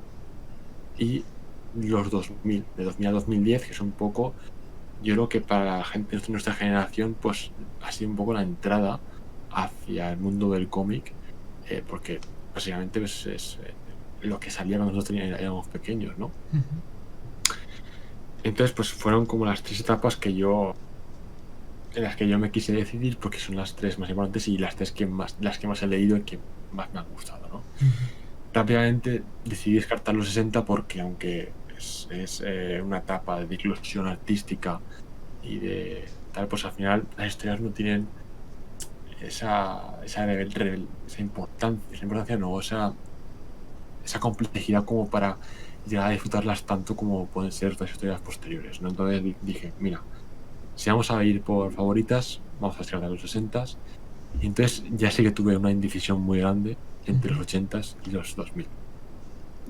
Y te iba a decir lo que me hizo decantarme por una de las dos, y te va a hacer, está curioso, porque fue algo de decir. Fue algo de decir lo que me hizo decantarme. Claro, de los 80s, claro, a ver, yo no soy un lector súper experiencia de cómics, sí que he leído pues muchas cositas, pero no soy aquí un lector veterano, digamos. Entonces yo en los 80s, pues ahí situó sobre todo Watchmen, situó pues toda la etapa de Guerra de Bandas, de Duende, de Spider-Man, del Traje Negro, de Secret Wars antiguas de Jim Shooter, la etapa de Byrne de los Cuatro Fantásticos, la etapa de Byrne de Superman, Miller con Batman, George Pérez con Wonder Woman. Es un poco lo que más he leído, lo que más sitúa en los 80. Y en los 2000, pues toda la explosión de la Marvel de oro, con Bendis a cargo de esa colección, Straczynski con Spider-Man, Civil War, todos los eventos posteriores en esa Marvel de oro. Y claro, yo pensé, de lo que más he leído de DC, pues es esa etapa de los 80 post-crisis y los New 52. Pero claro, me di cuenta de que los New 52 no entraron en esa década de los 2000, sino que son justo ya empezando la década del 2010. Ya. No, si no me equivoco. Sí, creo que sí. Y no, a partir del 2010-2011 es cuando empieza ya, o sea, se hace Flashpoint y empiezan ya los New Sí, 52. sí, básicamente.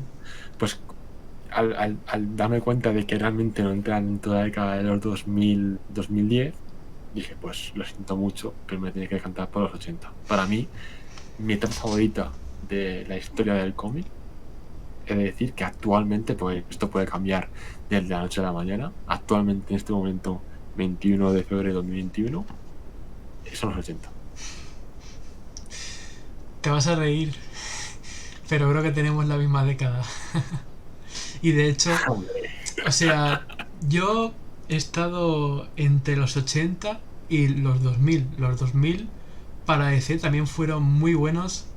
Entre ellos Batman Silencio estuvo en esa década, pero bueno, también, o sea, Grant Morrison estaba muy activo en esa década con la JLA.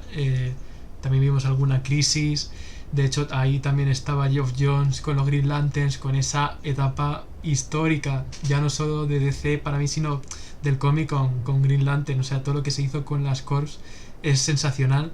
Pero es que los 80 también tienen mucha tralla, ¿no? O sea, entre The Dark Knight Returns, Año 1, La Broma Asesina, es que seguimos contando y buah, es que fue una década tremenda, solo contando Batman. Pero claro, si contamos a DC, tenemos Crisis en Tierras Infinitas en el 85, el evento que un poco lo cambiaría todo. Y joder, es que es todo lo que has dicho tú, también lo sumamos y es que se nos queda una década tremenda, ¿no? Pero me ha costado mucho porque iba a decir también, o sea, estaba ahí entre los 80 y los 2000, pero también estaba, ojo, los 40, porque los 40 fueron un momento muy de eclosión también, en el que muchos héroes empezaban a tener sus propias etapas, como puede ser Batman, y fue el momento de eclosión de la creatividad. O sea, en la segunda mitad de los 30 es cuando, digamos, empieza a surgir todo, ¿no? Pero es que en los 40 es cuando esos conceptos ya han explotado. Y ya cuando Superman y Batman han aparecido ahí justo a finales de los 30, en los 40 ya se abraza, digamos, por completo lo superheroico y empiezan a aparecer más y más personajes. Y quizá como importancia, quizá los 40 sea una década muy importante para el cómic, pero claro, evidentemente no he leído tanto de esa década como puede ser de los 80 a los 2000 y por eso como favorita pues me ha costado mucho, pero voy a decir, claro, los 80 que tenían un montón de cosas como todas las que has dicho, incluso es que nos dejamos aún más, que fue una década súper prolífica, así que curioso, pero la elección de los dos, Detective Manhunter, es los 80 para tu pregunta. Pero y además, razonada de la misma forma. O sea, los dos hemos pensado en la época de Cross, en mi caso 60 porque es un poco la de Marvel, en tu caso 40 porque tirarías más por DC.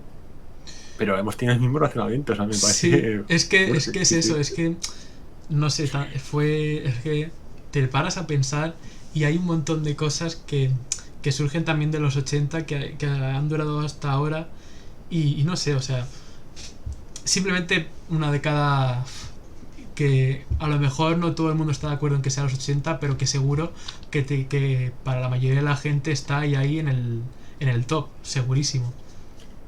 Y además es una época donde tienes un poco de todo. Tienes tanto esa figura de héroe clásico revitalizada, pues con Byrne, sobre todo con John Byrne, pero también tienes la irrupción de obras que rompían con ese canon, como Watchmen, por ejemplo, de Alan Moore, o Miller, que le devolvía a Batman esa, pues, digamos, más oscuridad, ¿no?, que había perdido durante los años. Sí, o sea... Entonces, tienes obras para todos los gustos. Sí, también. literalmente. Y vamos, o sea, Año 1 también otra obra vital para definir a Batman y luego otra otra obra histórica para redefinir la relación entre Joker y Batman, que es la broma asesina. Y, en fin, Eso es. también el gran eventazo de DC es que, vamos, si empezamos a contar, no acabamos. Por el chat hay un tal Capitán Boom 32, pero creo que es Gonzalo, porque dice: los 80 y los 2000 son mis favoritos por las grandes etapas que tuvo Aquaman. Que le den a Peter David y Jones. Yo creo que es Gonzalo, ¿no? Bueno, no sé si quiere aclararlo, pero intuyo que es él. Y bueno, justo antes decía: buenas, ¿no creéis que los 90 están infravalorados? A ver. José lo tiene claro, de primera. No, a ver, en serio. No, los 90 son capaces de lo mejor y lo peor. Hay cosas muy disfrutables. Yo que sé, el largo Halloween es de los 90, por ejemplo. O sea, Ahí está. vamos a hablar claro. Pero yo que sobre todo estoy muy influenciado por Spider-Man, es que los 90 es una etapa horrible para dar miedo. Horrible, horrible. Entonces, Sí, y no sé, quieras o no, tienes cosas muy buenas y cosas muy malas. y estábamos en un momento en el que las dos grandes editoriales, DC y Marvel, apostaban por estos diseños tan extraños, ¿no? A veces tan desfigurados incluso, que eso también, pues quieras o no, la parte visual del cómic es súper importante, y como no te guste por ese apartado, aun por bueno que sea el guión, te va a costar mucho. Eso sí, quizá lo más importante de los 90, o sea, claro, indiscutiblemente para DC, fue la muerte de Superman, que sí que sucedió en esta década. Y bueno, ahí pues tuvimos el reinado de los superhombres, el regreso de Superman, esa trilogía mítica de cómo Superman cae y resurge, que desde luego yo la recomiendo absolutamente a todo el mundo interesado en el personaje. Y quizá fue, como dicen los americanos, el highlight, ¿no? Lo destacado de los 90, porque fue lo único como que pudo mantenerse bien entre... No perdía esencia, no perdía en calidad visual, y además es una historia muy buena y vital, histórica, para ya no solo para Superman, sino para el cómic, ¿no? Cuando el gran y parecía invencible superhéroe del cómic había caído, ¿no? Pues había muerto. Además, yo creo también una de las claves que has comentado tú es esa vertiente artística que empezaba a deformar mucho a los personajes. Pues se me viene a la mente a Rob Liefeld, por ejemplo, con esos dibujos del Capi, con ese pectoral tan exagerado. Pero creo, y creo que estás de acuerdo conmigo, que lo mejor de los 90, en parte, fueron esos personajes que se crearon pues finales de los 80, principios de los 90, que tuvieron su desarrollo durante los 90. Porque claro, al tener ese personaje creado en ese mundo, digamos, tan bizarro o alterado, pues ya te lo tragas como es. Y ya sigues con él durante toda esa época. Pues personajes como Deadpool, como Venom, se me viene a la mente, que durante los 90 pues sí tienen una etapa que se puede disfrutar. Que dentro de lo que cabe no es lo mejor del mundo, pero sí que se puede disfrutar. Por eso. Y ya no solo en cómic, porque es que, o sea, ya no solo dentro del cómic como tal, sino fuera. Los 90 fueron un poco turbios porque fue una década que por lo general las ventas cayeron bastante, a pesar de que hubo obras muy bien recibidas. Sin ir más lejos, Kingdom Come también es de los 90, súper bien recibida, súper buena crítica, y sin embargo en venta no funcionó mucho. Y otra historia muy muy buena del JSA, que es La Edad de Oro, que, o sea, se llama así. También te recomiendo, José, leerla algún día cuando conozcas un poco más al equipo. Sí, eso sí que tengo que decirlo. También sucede aquí y está recogida como una de las mejores historias de la JSA, y tampoco vendió mucho. Pero bueno, esto al fin y al cabo no se elige, y bueno, por los motivos que fuera no vendieron demasiado, pero bueno, por lo menos, como dices, se crearon ahí todo este tipo de personajes. Ahora se me viene a la mente, claro, por ejemplo, en los 90 surge también Milestone Comics, o sea, súper importante el sello de héroes negros con Static, Icon, Hardware, etcétera, que en ventas pues tampoco funcionaron muy bien, pero digamos que críticamente fue un exitazo el que se sucediese algo así con estos personajes. Ahora estoy pensando, a lo mejor me equivoco, a lo mejor estoy haciendo un triple. Pero no fue también la época de la exclusión de Image, por ejemplo, Sí, con Spawn. exactamente, exactamente. Es que, o sea, justo estábamos hablando de fuera del cómic y hablamos de las ventas, pero es que creativamente también fue una época difícil y ahí pues teníamos a Jim Lee, Rob Liefeld y compañía que pues directamente abandonaron sus editoriales por bueno, problemas creativos y tal, y aparecía Image, que era la primera editorial en la que los creadores eran dueños de lo que escribían. Y, y bueno, pues eso fue un highlight, ¿no? También de esa época, el surgimiento de Image. Y bueno, evidentemente Spawn con Todd McFarlane y demás. Pero eso, que fue. O sea, el problema de los 90 es ese, que sí, que sacas cosas que en realidad estuvieron muy muy bien y que hoy en día se han sabido valorar mejor, pero es que hay tanta oscuridad, ¿no? En esa década que por eso Y siempre es queda un ahí. poco el aura que dejó también vivirlo, ¿no? Hmm, Porque claro, nosotros no vimos esa época porque no existíamos. Pero lo que cuenta la gente que lo vivió, todo ese aura que las ventas decayeron muchísimo. Supongo exactamente. que vendrá de ahí toda esa fama que tiene esa época. Pues sí. Pues nada, voy a cerrar ya aquí el directo. Al final han sido unas 2 horitas y bueno, perdona por los errores del principio. Esto, si lo he hecho bien, lo voy a resubir a YouTube. Así que un saludo a los de YouTube. Gracias por a los que seguís desde allí Conexión Comic. Y bueno, pues nos veremos con José el mes que viene, o sea, el mes que viene con las lecturas que hemos dicho para Conexión Comic. Y bueno, el próximo directo, si todo va bien, pues la semana que viene aquí estaré yo otra vez. Muchas gracias a todos los que habéis estado en esta inauguración del perfil en Twitch. También gracias a José por estar una vez más en Conexión Comic. Que se lo pase igual de bien o mejor que yo. Bueno, vamos a decir igual. Y, y bueno, pues un saludo al chat que la verdad también ha estado muy activo, muy pendiente. De espectadores también he visto que se ha mantenido un buen nivel. Y oye, que gracias por dar apoyo a donde sea que me mueva, que joder, para mí es increíble. Un saludo y nada, pues nos vemos en próximos directos. Adiós. Adiós.